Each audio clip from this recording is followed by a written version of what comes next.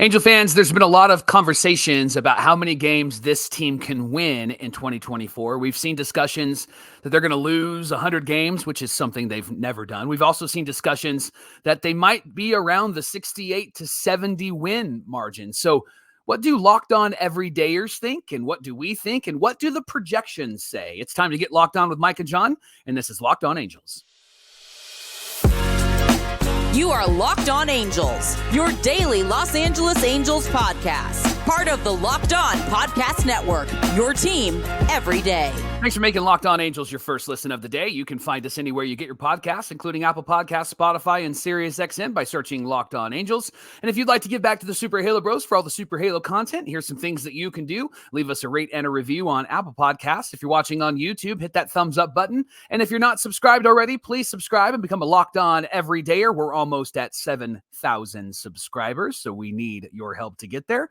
How about get there today? That'd be awesome. Whether you're watching or listening, come over to YouTube, leave a comment. It's one of the best ways to get in touch with us and be a part of the conversation. And today's show is brought to you by our friends at FanDuel. They make every moment more. Right now, new customers get $150 in bonus bets with any winning $5 money line bet. That's $150 if your team wins. Visit FanDuel.com/lockedon to get started. Happy Friday to you, and thanks for being here for this episode of Locked On Angels, where it's your team every single day. You've got the Frisch Brothers here with you, a.k.a. the Super Halo Bros. My name is John, and that's my brother Mike. And my name is Mike, and that's my brother John. Mike, it's the last episode of 2023. How about that? Can you believe it? Let's get that terrible 2023 season out of the way. And let's get excited for 2024. No, I'm sorry. No expectations. We're just going to move in. We're going to be excited about our young guys. Come on, let's start with the good vibes. Let's go. There you go. Hey, just so everybody's up to speed here, we dropped episodes Wednesday, Thursday, and Friday this week, and we're going to do that again next week because of the New Year's holidays. So we'll have brand new episodes for you Wednesday, Thursday, and Friday, and then after that week, we'll go back to Monday, Wednesday, Friday, and we'll do that right up until spring training, where we'll go back to 5 days a week, Mike, and it's going to be a lot of fun here on Locked On Angels. Second note here is that Locked On Angels has been nominated by the Sports Podcast Awards for 2024. We're up for Best Baseball Podcast. If you want to help us out, give us a little late Christmas gift, a late birthday gift if you forgot my birthday. By the way, 35. I forgot to mention that when we came back. 35. So shout out to you guys who guessed that correctly. If you want to do that for us, that would be fantastic. The link to do that is in the episode description. You can click that and vote for us. On today's show, the ZiPS projections are out, Mike. ZiPS. And they predict some good things and some bad things about the Halos. But first, what do our Locked On Everydayers predict about the Angels in 2024? All right, so I saw this comment on YouTube about a week and a half ago from Locked On Everydayer at JD80026. They brought up a really great point about wins. Here's what they shared, Johnny. Subtract Ohtani's 10 WAR. Oh, 10 WAR. Good grief, man. I know. And you and I have argued that he should get like 1 WAR a game that he wins, because he's the reason why. Right. Every start that he wins, it should be a WAR, but yeah, that's neither here nor there anymore, right? Right. Now, let me say that again. Subtract Ohtani's 10 WAR. Oh, my heart broke. From this team, but also subtract, or actually maybe add, the -2 WAR from those terrible number 6 starters. So technically, there's an 8 WAR loss. Then the coaching staff, in their humble opinion, will be a 5-win increase due to better offense coordination and the development of young players. I like the optimism there. You've been listening, I can tell. They also said that I believe this team lost about 10 games due to choking. So I would add another maybe 5 wins to that. Looking at all the numbers, honestly, this team is at least the same team last year record-wise. Without adding anyone, I believe that they can be a 500 team by staying healthy. This is why the DH will be important, using it as a rotation for players like Trout, Rendon, and Adele. I also believe that to become a wild card team, they need to add maybe 3 to 4 players that can produce on average a 3 to 4 WAR. That could be a starting pitcher, maybe 2 bullpen guys, or 2 starters and a bullpen guy, 1 or 2 bats, an outfielder, and maybe a DH. So Johnny, with your no expectations approach to next season, how do you react to this Locked On Everydayers predictions for next season. Shout out to JD for being the 80,000th 26th JD, according to his handle there. So shout out to you, JD. I actually like the way he's breaking this down, Mike, in terms of, what do players WAR add to the team? What do they subtract from the team? And I'm kind of the same mind. If they were just to stand pat and roll into the season with the team that they've currently constructed, I could see them being an 81 win team. And so that's why I think that they shouldn't stop with where they're at. I think you and I both agree that another starting pitcher would serve them well. Obviously, some bullpen help would also serve them well. And how they acquire that, whether it's free agency or through the trade market, which we kind of discussed on yesterday's show, it doesn't matter to me how you do it. Just do it, because you've got $70 million to spend before you hit the luxury tax. My hope is, and I shared this on Wednesday, is because the Angels haven't signed any free agents like a Jack Flaherty or anybody like that. I think that they're aiming a little bit higher. And you can call me delusional or call it copium or what have you, but it makes sense. Like they're trying to play in the bigger pool than the kiddie pool. And if they were going to play in the kiddie pool, they would have done so already. So that's not to say that they won't get rejected by the players that they're aiming for, because at the end of the day, it comes down to what the player wants to do with their career and where they want to be. And maybe Anaheim isn't that desirable right now, or maybe it's more desirable because you want to play for somebody like Ron Washington. That's another thing I'd add to JD's assessment here. I think Washington makes better decisions than Phil Nevin does. Yep, sure. And so I would add maybe like 3 more wins to that total, considering everything that JD had to share. Again, I love the breakdown, and I think it makes a lot of sense. But here's a couple of things that that I think are a bit silly. Like the people that say the team's going to lose 100 games, something they've never done. Right. It's virtually the same team as last year minus Ohtani. And again, that 10 wins above replacement that Ohtani brought to the table is significant. But outside of Ohtani, they've only lost Renfroe. They've only lost Gio Urshela. And those guys, I'm not going to miss them. I mean, right. I could see a world where Gio comes back and plays well. But outside of those two, I don't think that you're missing much from last season. And I think you also get addition by subtraction with some of the bullpen pieces that they had last season in Ryan Tepera and Aaron Loop kind of stinking it up for us last year. And now you have solid pieces that you can trust in Ben Joyce and Jose Soriano, who weren't there at the beginning of the season. Right. So again, I think it plays out fairly even. I think it could be a 500 team. I think they could be slightly better than a 500 team. But if they want to make the wild card, 84 wins like the Diamondbacks did isn't going to cut it. It's going to have to be close to 90 wins, which is something that you and I had been tooting the horn of last season, getting 90 wins to get into the wild card. And that certainly would have done it for the Angels in the American League last season. But what do you think about all of this? I love that these young guys have had a full year of experience, and they've had a full year of experience and having their hearts broken. They watched people celebrate. They watched them win and celebrate. Yeah. They got hurt. Logan O'Hoppe cried when he was hurt. I'm going to take that all day long. And to have him behind the plate and in the lineup and in that locker room and in the dugout for a full season and actually being engaged, not being somebody that's just an observer, although I'm sure that he was talking and asking questions. It sounds like he was. He had a great conversation with Mark Gubas a couple days ago where he talked a lot about that. And then Zach Neto, Johnny, having Zach Neto in that lineup every single day. The thing that I'm really, really looking forward to is what Nolan Shawnuel can do in this lineup for a full season. Because I know that we've talked about him, 29 games in a row on base, and will other teams figure him out?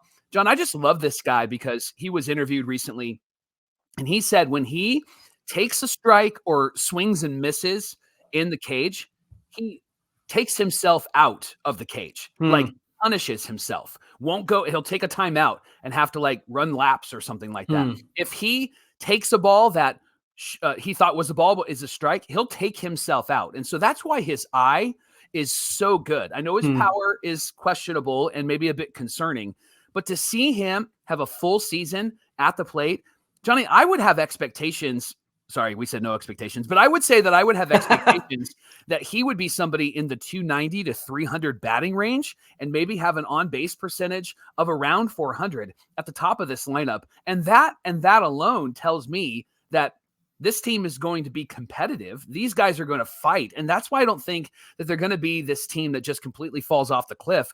They have a manager that's going to fight, and they have players that are going to fight. And I know that was irritating last year when we would hear like a Trent Rush or Roger Lodge say, well, I just love their fight.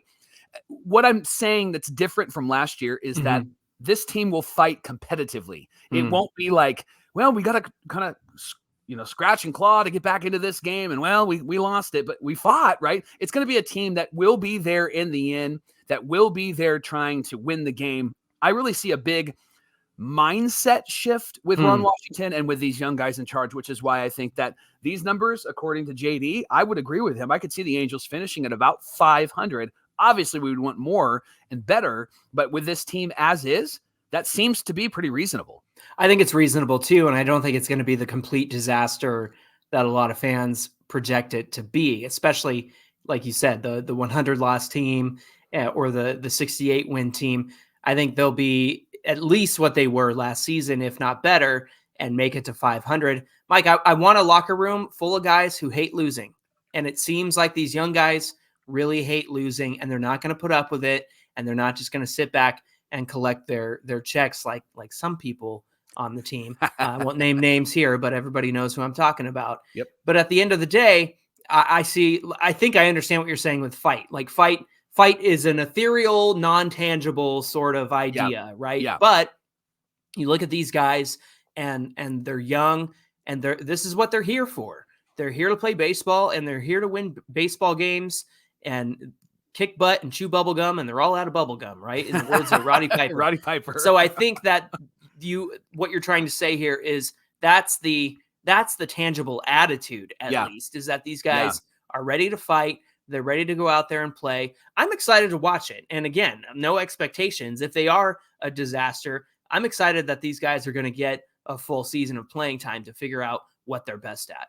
Hey, thanks for making Locked On Angels your first listen every day. And we're just getting started on the show. Coming up, what are the ZiPS projections, and what do they tell us about what we can expect from the Halo hitters and pitchers in 2024? We're going to share that with you and then give our responses coming up on Locked On Angels. Hey, today's Locked On Angels is brought to you by our friends at FanDuel. Of course, they are the number one sportsbook, America's number one sportsbook. And with the NFL season, getting hot because we're getting close to the playoffs. Of course, there's college football going on as well. All the bowl games coming up. Mike, I got the Rose Bowl right here in Pasadena. I love it so much. So much fun. You can smell it. You can see it. You can hear it, right? Exactly. It's just right around the corner. Exactly. So right now, if you haven't done so already, now is the perfect time to join FanDuel, because new customers get $150 in bonus bets with any $5 money line bet. With any winning $5 money line bet, that's $150 if your team wins. So go out there and pick a winning team and put $5 down on that money line. If you've been thinking about joining FanDuel, there's no better time to get in on the action. The app is very easy to use. There's a wide range of betting options, including spreads, player props, over-unders, and so much more. So all you have to do is go to FanDuel.com/lockedon and get involved in the NFL season, especially as the playoffs are coming down to the wire. Now's your chance to join FanDuel. Again, a $5 winning money line bet can net you a $150 in bonus bets guaranteed. So visit FanDuel.com/lockedon. Be a part of the NFL season. FanDuel is the official betting partner of the NFL. It's the Locked On Podcast Network, where it's your team every day, and this is Locked On Angels. Hey, everydayers, Locked On has launched the first ever national sports 24/7 streaming channel on YouTube. Locked On Sports Today is here for you 24/7, covering the top sports stories of the day with local experts of Locked On, plus national shows covering every league. So go to Locked On Sports Today on YouTube, hit that subscribe button, and be the first person to watch Locked On Sports Today. It's the first ever national sports 24/7 streaming channel. Mike, we're talking about projections, not New Year's resolutions, but New Year's projections for the Angels and the ZiPS. Have you ever heard of ZiPS before this, Michael? I have heard of ZiPS, but explain briefly what they try to do, Johnny. Yeah, so for those who might be unfamiliar with ZiPS, of course, it's a tool that Fangraphs uses in conjunction with a lot of projection systems, and it takes into account the last 5 years or so of data and tries to predict what could happen with a specific player. Sometimes it works out great.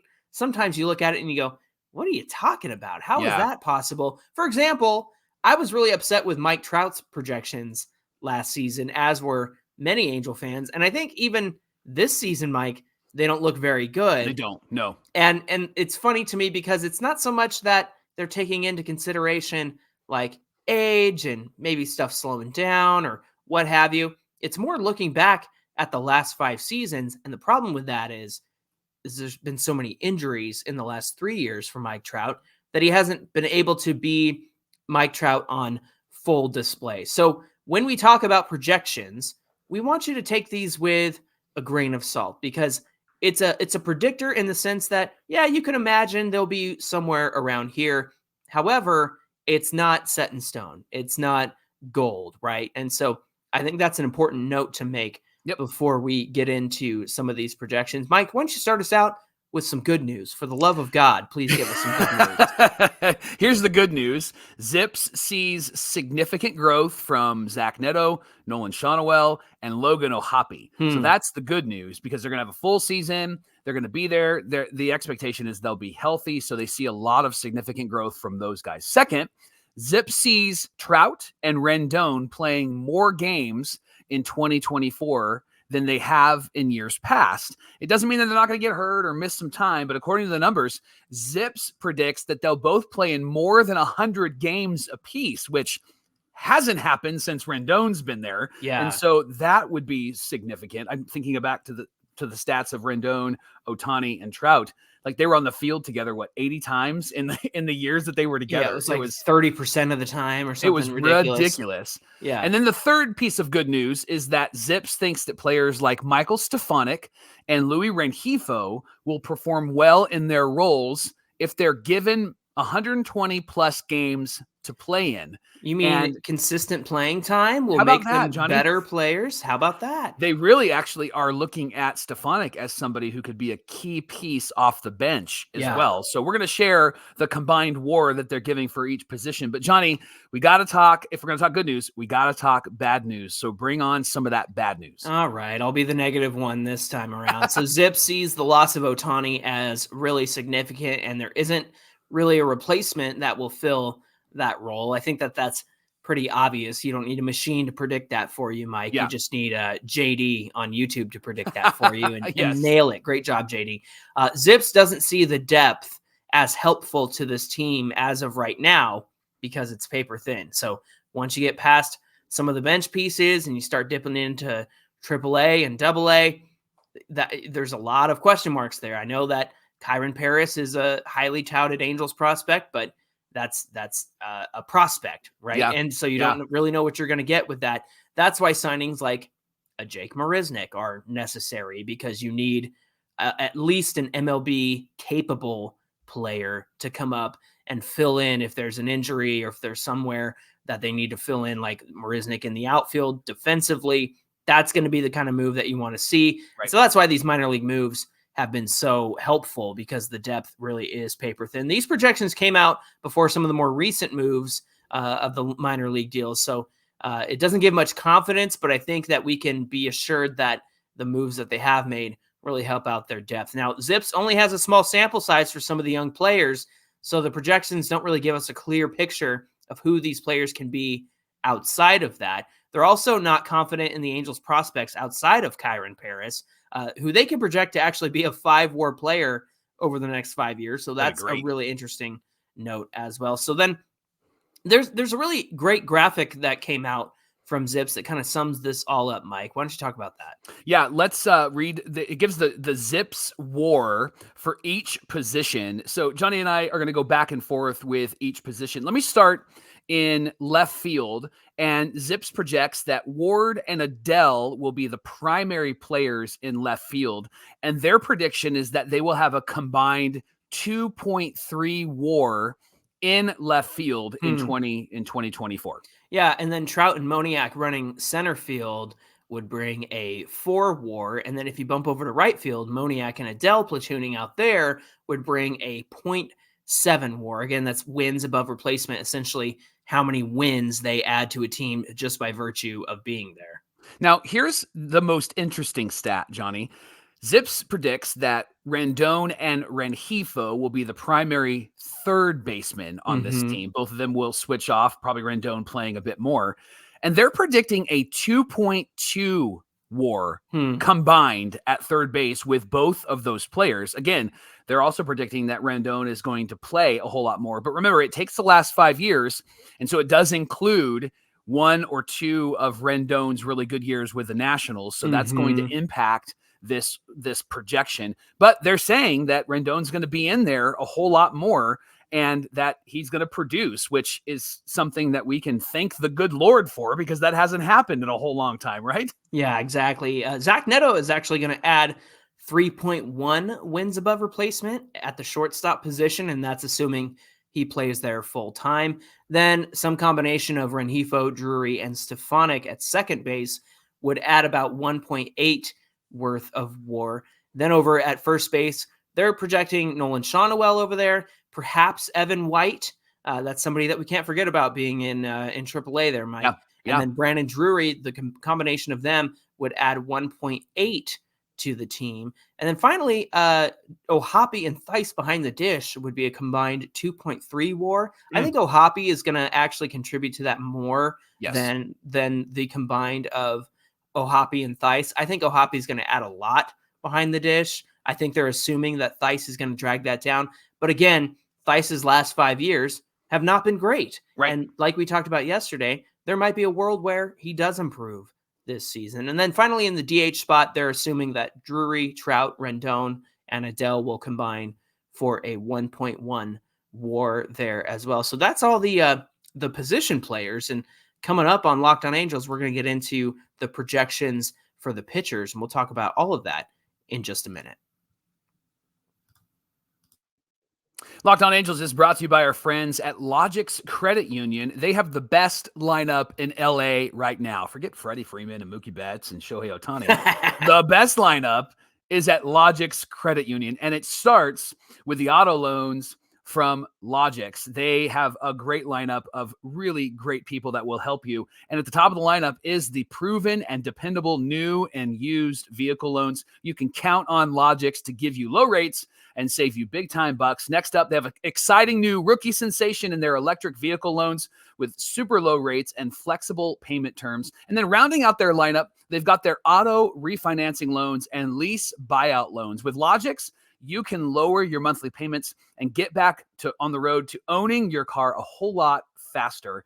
And trust me, no one can beat the lineup at Logix. So visit your local Logix branch. They're in the LA area, and they have amazing people and an amazing team that will help you and make sure that you get the loan that you need and pay that car off, or get that brand new car, or get that electric vehicle, whatever works best for you. You can even apply online in minutes at logixbanking.com/car. That's LOGIX banking.com/car. Mike, it's time to begin projecting the pitchers and where ZiPS sees our starting rotation and bullpen this season. Now, ZiPS doesn't see the rotation as a serious problem, which is great. Yeah. But it's also not a very big strength of the Angels right as well. I think that's a fair determination to say. They see Detmers, Sandoval, and Griffin Canning as the dependable top 3 and competent innings eaters, but ZiPS doesn't see much high-end upside out of those 3. I would disagree, and maybe this is just my fan-guided wisdom here, but I think that there's a lot more upside to get out of Reed Detmers, and I think agree. We'll see that, For sure. especially based on the 2022 that he had, and also the one that Patrick Sandoval had as well. ZiPS projects a better season coming from Tyler Anderson. I could see that happening as well, especially if he works with Barry Enright in not showing his changeup weapons too early in the count. I think he's got to use that to really get guys to swing over it and strike out and get back to what makes that changeup really work well. Then they really like Chase Silseth and think that he's going to grow this year. In fact, the numbers for the starting rotation break down like this. They're predicting a 2.6 WAR for Reed Detmers, a 2.9 WAR for Sandoval. That's interesting. 1.9 WAR for Anderson, 2.1 for Canning. Silseth would be a 1.5 WAR. And then they have Rosenberg at 0.7 and Davis Daniel at 0.4. Obviously, they would be some starting pitching depth there. Yeah. Let's talk about the bullpen for a moment. And ZiPS is not high on the bullpen, and we're not surprised as Angel fans. In fact, ZiPS says that it might be a bit of a disaster. Not a single player is projected to have an ERA on the good side of 4. Really? Yeah. Which, again, remember, it's looking at the last few years. Their most excitable piece in the bullpen is Jose Soriano and Ben Joyce. But they do have walk issues that they need to iron out. Everybody else in this group is in their 30s, and so there's some concern there. So here's the list of people they have in the bullpen for the Angels in 2024. Estevez, Soriano, Garcia, Simber, Joyce, Herget, Kolarek, Wentz, Suarez, Ingram, Caceres, Daniel, and Bachman. And they are predicting a combined WAR, all of those guys, 1.9. John. Does that feel low to you? It feels low based on where these guys have been in the past, but that's the problem, I think, with ZiPS, Mike. And I even think looking back at stats is you can't predict the future. Like, the past is not a great predictor of the future because anything could happen. I mean, we can all expect Trout to have a great season, and then his foot falls off for some reason. Like, and to me, I just think that if you go off the last 5 years and kind of make that a hard and fast rule for yourself, it doesn't really give you enough data, and it doesn't give you enough factors. It's kind of like baseball trade values where, it doesn't really take in the human element of all of this. Like, I think we discussed it on yesterday's show that Taylor Ward was valued really high on baseball trade values. Over 20, yeah. And to you and me who watch him every day and are fans of this team, we both went, really? I don't think so.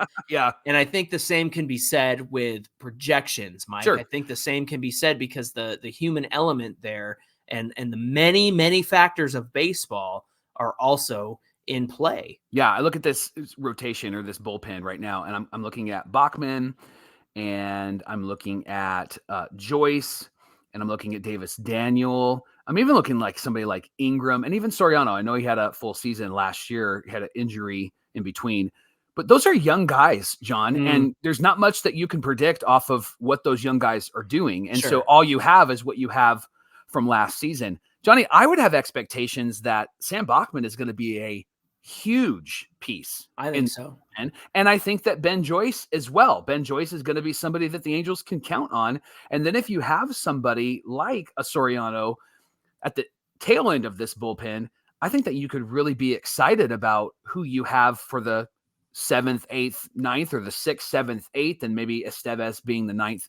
But I get what you're saying. Like, it's hard to predict that number. Maybe it's good. I know that looking at these names, we're like, I just don't know if they're going to be a really good team. However, it's young. They're really young. And I know that it predicts that they're going to be not great because they're a bit older, but you look at some of these young pieces coming in, I think they could be surprising to us in 2024. One thing you have to consider too is that as relievers, they're not going to rack up a ton of WAR because their impact on the game is typically minimal. So for them to be under 2, I get it in one sense. On the other hand, I think it could be, I should say, over 2 because it's sitting at 1.9 right now. Again, the relievers are not going to have these huge WAR numbers because they don't impact as many parts of the game as the regular starters or even the guys in the infield or at the plate as well. Yeah, ZiPS, here's the good news. ZiPS projects that the Angels will be about a 500 team. Hey, go JD! Which would be a significant step up from last season. They also believe that the ceiling of this group is low, because they don't have the benefit of the floor being that high. And unless they make some big moves, ZiPS predicts that they're not going to be in the wild card hunt. So your reaction to those three things that ZiPS predicts: 500 team, that the ceiling is low because the floor isn't high, and that they're not going to be close to the wild card. I think the floor gets higher automatically because of this coaching staff. And I've said that before. Yeah. I think that what we saw in 2023 is not going to be who these guys are in 2024, especially out of the starting rotation, Mike. I think that we got a peak of it with Detmers and Sandoval in 2022. And if you have a competent coaching staff who doesn't need Mike Trout to tell them when they're tipping pitches, then you're going to go far with these young guys. And honestly, I think that's what's exciting about having guys like Ron Washington and Bo Porter and Barry Enright. Like, they want to be here because they want to sink their teeth into getting these young guys to be better than they've been in the past and move past the stigma that they're not going to be great in 2024. I'm going to do the Trout, like, what are you doing? That was so great. That's going to be great for our audio listeners. Yeah. I was making the Trout face. Hey, thanks for making Locked On Angels your first listen of the day. Remember that Locked On has launched the first ever national sports 24/7 streaming channel on YouTube. It's Locked On Sports Today, and you can go to YouTube right now, subscribe to that first ever national sports 24/7 streaming channel. Hey, give us a follow at Locked On Angels on Twitter and at Super Halo Bros on Twitter and Instagram. Whether you're watching or listening, come on over to YouTube, find today's show, get in the comments, hit that like button while you're here. It's the best way you can reach us is in the comment section of our videos. We love interacting with you guys there. Also, while you're here, go into the episode description, hit that link, and give Locked On Angels your vote for Best Baseball Podcast for the Sports Podcast Awards in 2024. Mike, when we come back on Wednesday, it's going to be a brand new year. What do we have on deck for Wednesday's show? Well, since it's a brand new year and it's going to be a brand new team, let's talk about the pressure that was on this team last year versus maybe not on this team this year because Ohtani's not there. Is that a thing? Are they concerned about that? Did it impact last year and will it change this year? Let's discuss, Johnny, next Wednesday on Locked On Angels. Looking forward to that conversation again. We'll be here next week, Wednesday, Thursday, and Friday. We hope you guys have a great New Year's. Until then, my name is John, and that's my brother Mike. And my name is Mike, and that's my brother John. Thanks for being here with us, and we'll see you guys next year. Woo! Happy New Year. New year, new me, new team. No, not a new team.